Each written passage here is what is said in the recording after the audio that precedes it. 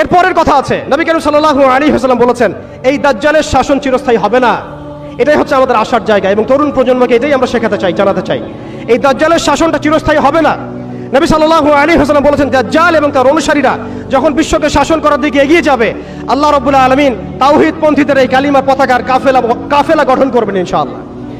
এবং এই কাফেলার মধ্যেই থাকবে ইমামুল মাহদী ইনশাআল্লাহু আযজা ওয়া জাল। এবং তিনি বলেছেন নবী সাল্লাল্লাহু আলাইহি ওয়াসাল্লাম ফালা নি'মাল আমিরু আমিরুহা ওয়া লা নি'মাল জাইশু যালিকাল জাইশ, কতই না উত্তম হবেন সেই আমির এবং কতই না উত্তম হবেন সেই সেনাবাহিনী। তোমরা যদি বরফের উপর সাঁতার কেটেও হয় তবুও সেই জাইশের মধ্যে যোগ দিও। এটা আমাদের সামনে আসতে যাচ্ছে। পৃথিবীর প্রত্যেকটা জায়গায় আপনি দেখবেন তাওহীদপন্থীদের কাফেলা গঠন হবে, ইসলামী রাষ্ট্রগুলো দাঁড়িয়ে যাবে ইনশাআল্লাহ। আপনি দেখেন সিরিয়া পরিবর্তন হচ্ছে, আপনি দেখেন আফ্রিকা পরিবর্তন হচ্ছে, আপনি দেখেন বাংলাদেশ পরিবর্তন হচ্ছে, আপনি দেখেন প্রজন্মের চোখের মধ্যে তাওহীদের ক্ষুধা, আপনি দেখেন প্রজন্মের চোখ জলজল করছে, তারা ইমানের দিকে আসছে, আমলের দিকে আসছে, ইসলামের দিকে আসছে। সময়, time is closing down to the আখিরুজ জামান ইনশাআল্লাহ আযজা ওয়া জাল। এখন কথা হচ্ছে ইমাম মাহদীর বাহিনী এই দাজ্জালের বাহিনীর সাথে যুদ্ধ করতেই থাকবে, কিন্তু শেষ পর্যন্ত ইমাম মাহদীর হাতে দাজ্জালের মৃত্যু লেখা হবে না।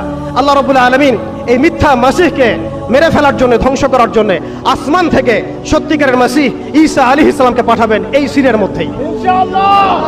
এই কথাগুলো আমাদের অনেক ভাই বুঝেন না, অনেক ভাই জানেন না, স্টাডি করতে চান না, তারা শুধুমাত্র একটা হাইপকে কেন্দ্র করে কথা বলতে চান। বিশ্ব এদিকে এগিয়ে যাচ্ছে, আমরা এখানে শুধু হাইপ তুলতে আসি নাই, আপনাদেরকে জানাতে এসেছি, বোঝাতে এসেছি যে আস্তে আস্তে বিশ্ব কোন দিকে যাচ্ছে এবং আমাদের করণীয় কি হবে।